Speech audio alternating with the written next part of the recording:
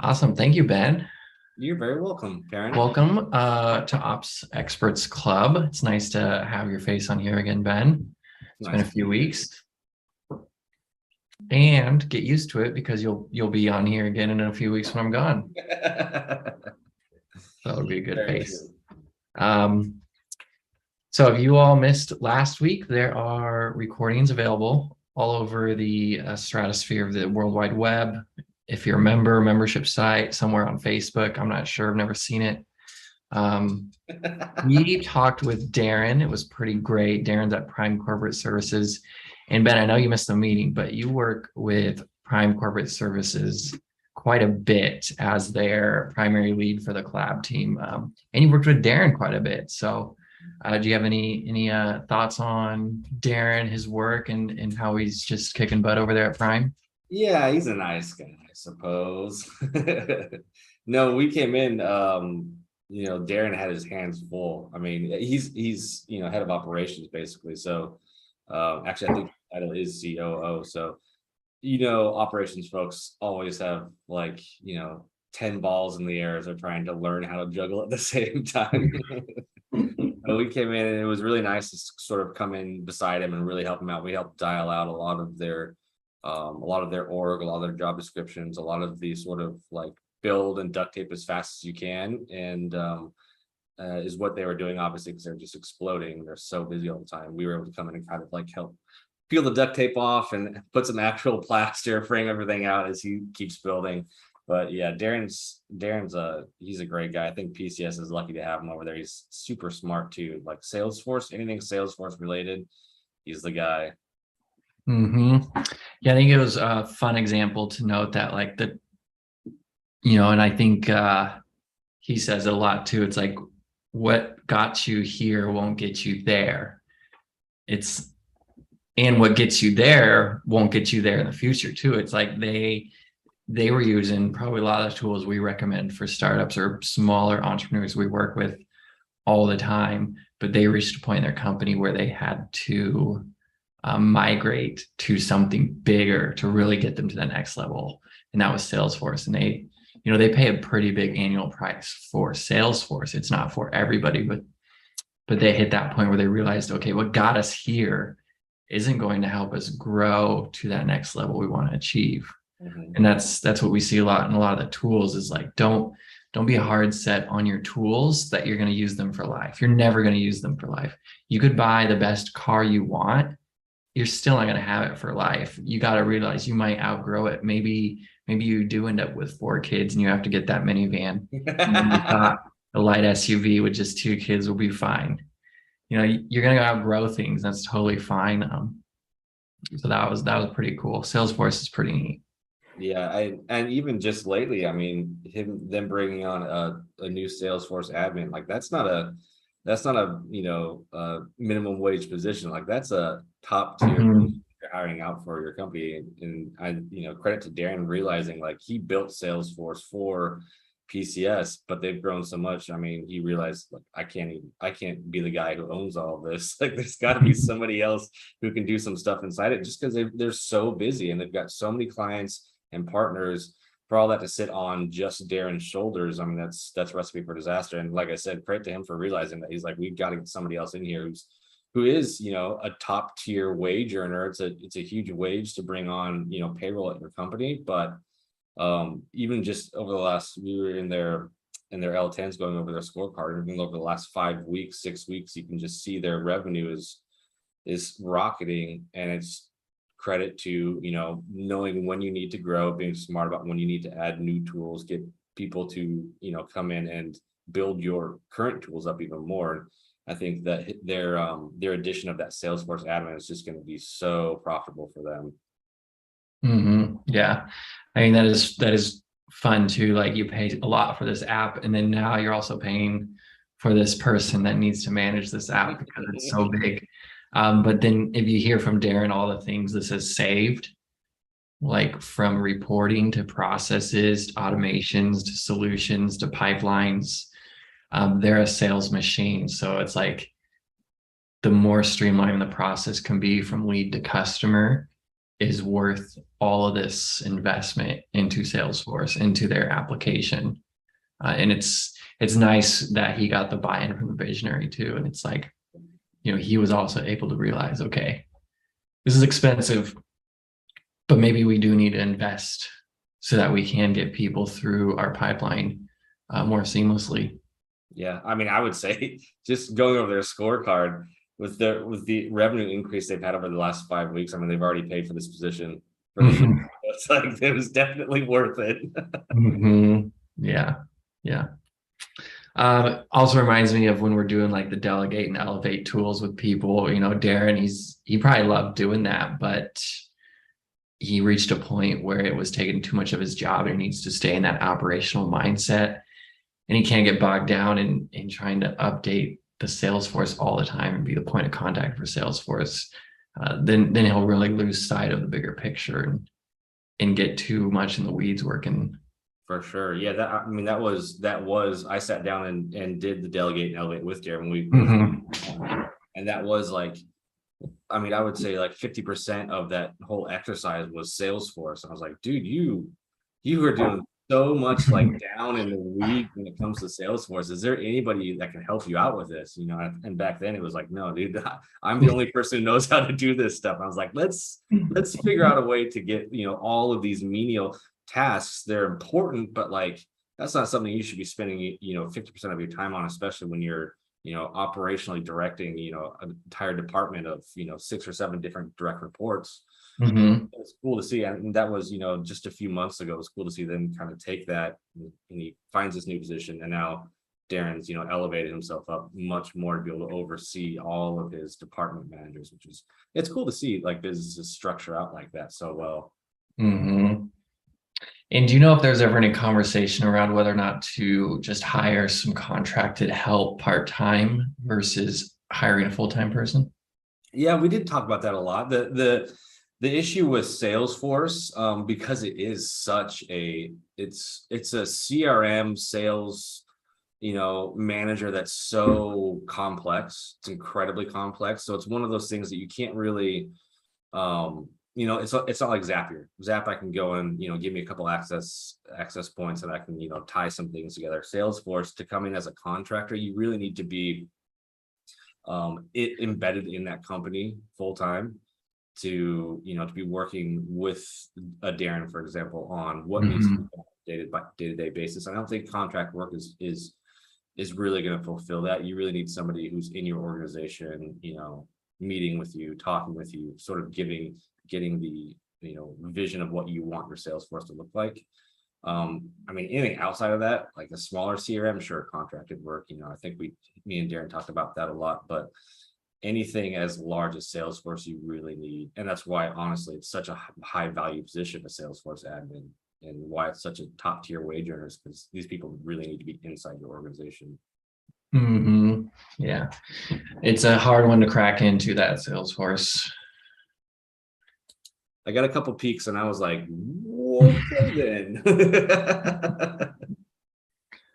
All right, you want to check out some cool tools today, Ben? Let's look at some cool tools. That's a cool tool. All right, let's show one off here. Let me pull that up. I want to pull up cool tool. Everybody, whenever we're working email marketing, sending, everybody's looking at how's the deliverability of my email. There's a lot of things you can't control, like will my email hit the promotions tab? Will it hit the inbox? Will it hit the spam tab? Yeah. There's a lot involved in the CRM you're using to send marketing emails, and they'll use like shared IP addresses, which is the location your email is coming from. And sometimes that can have a bad reputation if more people on that shared IP address are actually sending spam. Some companies will buy dedicated IP addresses that have been worked on over time to get 100% deliverability, and then cost $5,000-$10,000. I'm not sure how Salesforce works, working like that. So there's a lot of things you can't control. And then just if you're sending good content and your emails are getting opened over time, your emails will get better deliverability. Mhm. But the things you can control is making sure you're set up correctly, making sure you're not including any spam trigger words. Pretty hard with some clients who do a lot of in investing and finance because those are spam trigger words. So one thing I like to do is once I'm getting people set up in a CRM, you have to set up certain settings in the domain, make sure the email host is provided. I have to give a nice little mail test here, mail-tester.com. And I can just show you how that works. I just copy this email they give me. I'm going to go into my CRM and just call it mail test. Drop in that email. I have permission. Hit save. Sweet. So we have been added to my contacts here as the mail test email. Interesting. And then I'm just going to send an email. And I like to actually send one that was sent. So it actually contains, words that Actually going to be used. Exactly. It's like, okay, what's actually going to be used? Now, would you do this for every email you send out? No, that's only if you really want to check the spam word trigger, but this will show me that it's set up correctly. Gotcha. And some CRMs too, like this one, will give you a spam check that will check for trigger words. Gotcha. For you. All right, so I need to make sure I'm sending this just to this one email.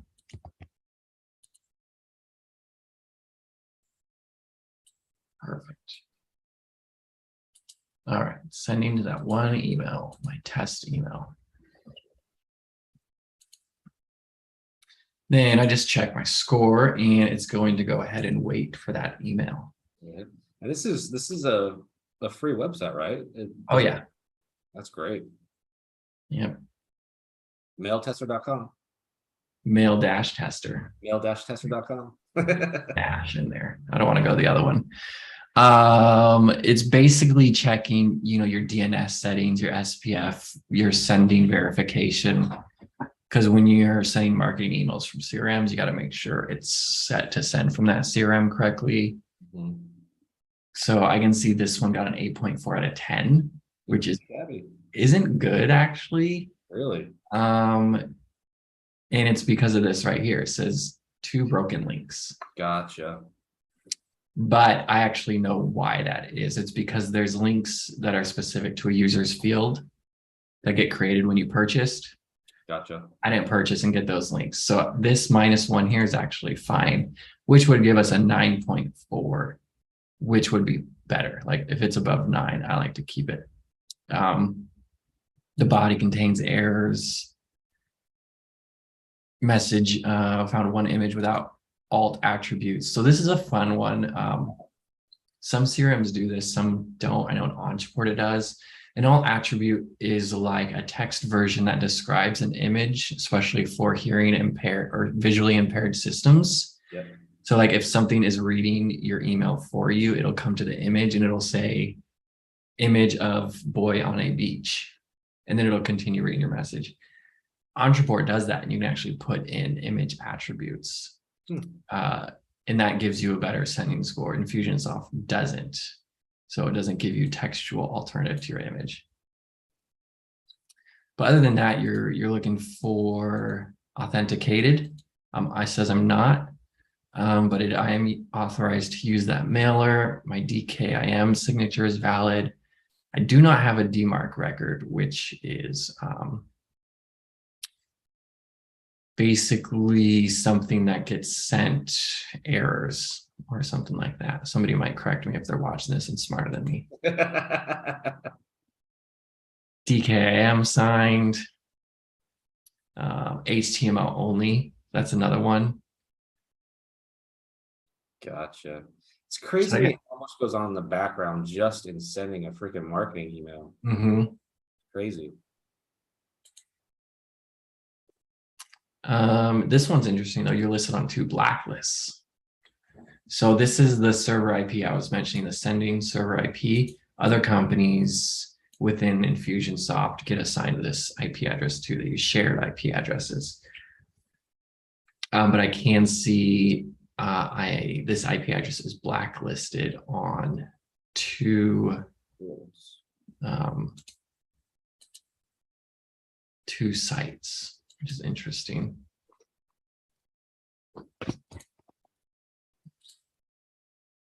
Let's see. That one usually doesn't come up, so sometimes there's issues with the IP address. Huh. But that's what we're looking at here. So this helps me know, make sure I set it up correctly. I can see I set it up correctly. A blacklisted IP address is more of you are sending things that is going to spam, or people are marking as spam. Broken links we talked about. So you would shoot for at least a 9 out of 10 to give the okay on it. Yeah, 9 out of 10 will at least give you everything you can change. Gotcha. You know, if there's things you can't change, like I'm always going to get, minus some points for not having all the attribute in my images, but can't control that. Interesting. So yeah, that's part of the CRM build out I'll take care of. Is all right. Now that we got it all taken care of, let's test our emails. So once again, fun free tool, mail-tester.com. Just making sure I'm verified. It's nice because you can go to like mxlookup.com if you're looking for making sure your domain is verified correctly. But your domain, stuff like that, it doesn't know, it can't actually check a message. Yep. This is actually, you're saying a message to it. It's making sure you're verified to send this message from the CRM you send it from, which is an even deeper step. Yeah. So I would say definitely have this on your quality control checklist when you're putting something together. Mm-hmm. You want to put all this together and then all of your emails hit spam. Because on most of these CRMs, if once you hit a certain spam, like a certain amount of your emails that are hitting spam, don't they usually downgrade the amount of emails you can then be sending out? Well, they don't necessarily downgrade. They can throttle you sometimes, but what they'll do is they'll give you worse IP addresses. Gotcha. So it's very interesting. I was on the phone with the Infusionsoft email guy one time. We had a meeting. He explained it all to me. It's like they have different, like low, medium, and high IP addresses with sending scores. And the better sending score your company averages, the better IP address you get. And they use a bunch of people per IP address because they're expensive, and because it's also like a collective average. If you're using one IP address and you're sending 100,000 emails, if you get 1,000 spam complaints, that really tears down your sending score. Yeah. So by using a shared IP address, you're kind of getting the benefit of the collective sending, that it's not like 10 million emails going out in a month. So like it's our spam scores, you're getting, it's not tearing it down as much. Yeah. The other thing is, if somebody on that IP address does send out some spam, it drags everybody down. So if you do end up sending out spam, they actually check your account and make sure you're at a certain percent. They just give you worse IP addresses that are less likely to hit an inbox. Gotcha. Then you're stuck down in the bottom of the barrel with all those bots sending, growth enlargement pill emails. Yeah. And then you got to schedule calls with their team to get your sending score back up, and they can put you back in a new IP address. Yeah, what a nightmare. Yeah. Sweet. Well, thank you all for joining me on That's a Cool Tool. I love this one. Been using it for years. Cool tool. Ben, you got something for us today? I have a cool tool that I would like to share. Wow, please do. Yes, it's a little something called Restream. I don't know if anybody around here has seen it. Oh, look, there's us. What? It's because we're using it right now. Restream is it's kind of weird looking at you, right? Mm-hmm. but it's a great tool. It's there's a free version and there's a paid version. I recommend going with the paid version just because you get more options. But this is what we use to actually stream. Oh no, we're getting into the void. I'm gonna have to close this real quick. Let's see if I can go to now we're really gonna get into the void. But this is what we use to stream into our separate Facebook accounts, or even YouTube. You can add a lot of platforms here. Oh, we're gonna have to leave this. Destroy my computer. I can't show too much of that. You'll go down into the void for infinity, and then your computer will just go destroy my graphics card. But what we use it for is streaming into Facebook, into YouTube. You can connect it to Twitch, Twitter, all of the social media platforms, and it's just a way to be able to stream into various places at the same time, all with the same stream and all with the same video. Course, and then you can also record from that, so that you can upload later. This is, I mean, huge for if you're say you're doing courses, for example, and you're doing live trainings and you want to stream into one Facebook group of buyers, and then maybe halfway through the stream you want to start streaming into another Facebook different group of buyers who shouldn't have gotten the first half of the stream, but they can see the second half of the stream. You can jump in here and toggle these on and off to begin streaming or not into whichever page you want, which is really nice. You do sometimes have to reconnect your account because Facebook likes to kick people out very often. I think it's a Facebook thing. Yeah, it's just a great tool to be able to get your content, especially if you're trying to get your content to different platforms. We see a lot of it with Facebook and Twitch. Restream and all these tools that have really gained popularity with gaming streamers, and sort of like from them and goes into the market. Another one of those tools, which is very similar, let's see if I can get rid of that. There we go. Is a tool called OBS. I don't know if ever heard of OBS. Let's show this here. Oh man, I've got so many screens up. I don't know which one I'm supposed to share to. There we go. OBS is another similar tool. This is actually a free application that you can download to use to stream or record anything you're doing. So think of, like, in the recording aspect, think of like Loom, but on steroids, because you can actually go in and set your output to whatever whatever scale you want. You can stream or record in audio. So this is great if you want a free Loom option, and of course this just records onto your desktop, and then you can record multiple desktops, single desktops. You can record just a window, a browser window, anything like that. Great for that sort of Loom-esque side. But you can also use this to stream. So if I were to start streaming right now, I connected this to my restream. I could start a stream with you.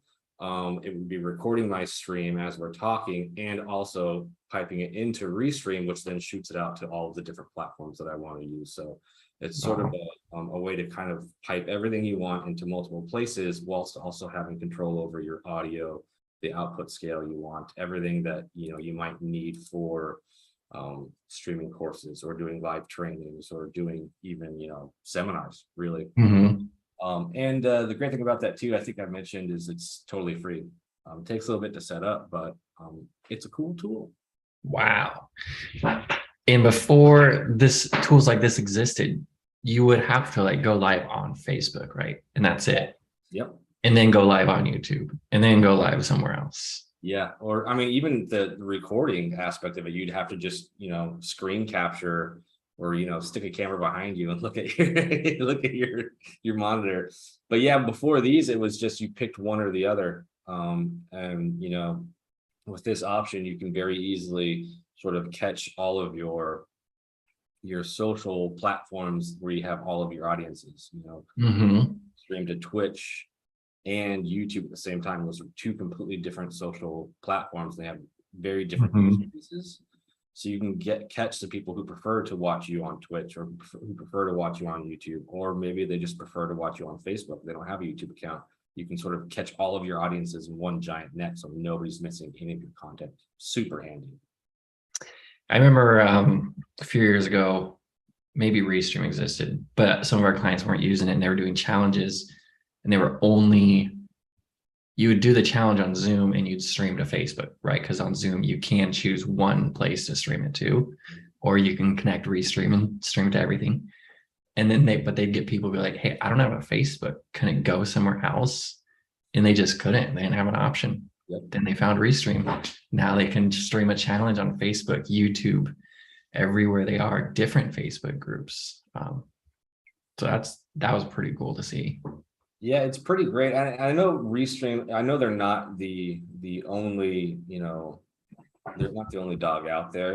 I'm sure there's plenty of other platforms that are similar. I would love to see a platform that also collects, that allows you to stream to these multiple platforms, but also allows you to collect comments or have a section there that you could actually monitor those comments. I know I'm not asking for the world. I'm sure it's out there somewhere. I just haven't found it yet. But if I am streaming to Facebook and to YouTube and say to, a different Facebook page, it'd be great if I could see everything that my, users are commenting on the videos on the streams. If I could jump in there maybe as a moderator and answer questions on multiple platforms at the same time, that would be a game changer. That is cool, because right now, unless you're logged into each of those applications on a different window, you have no idea what people are chatting.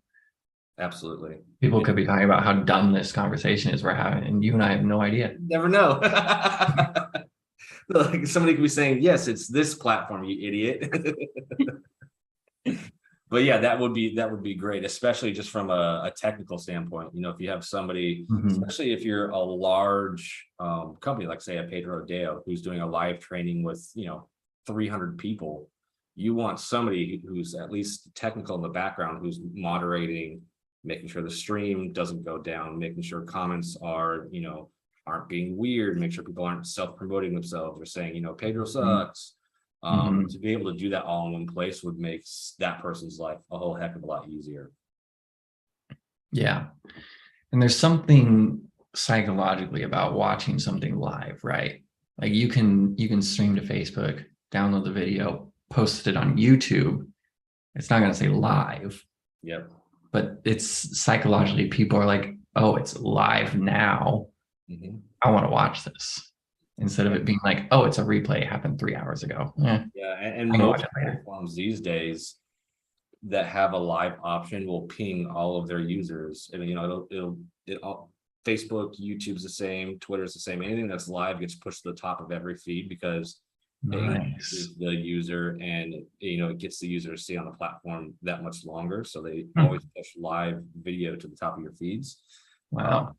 So by hitting all of these with your lives instead of just posting videos, you're going to increase your engagement too. That's interesting. So that's it's like trying to do the win-win for each other of like Facebook knows a live gets more viewers, and they know if there's more viewers on the video, Facebook is getting more viewers. Yep. So they're more likely to promote a live. Yep. It's all about, these platforms these days are all about lengthened engagement. They want anything that gets a user to be looking at their platform that much longer. So live video, because it is so engaging, it's going to make me watch longer, which means my eyes are on Facebook longer, or YouTube longer, or Twitter longer. So they know that if we go live and we push live engagement, our users are going to be on our platform longer, which means they see more ads, which means it's more revenue, and so on and so forth.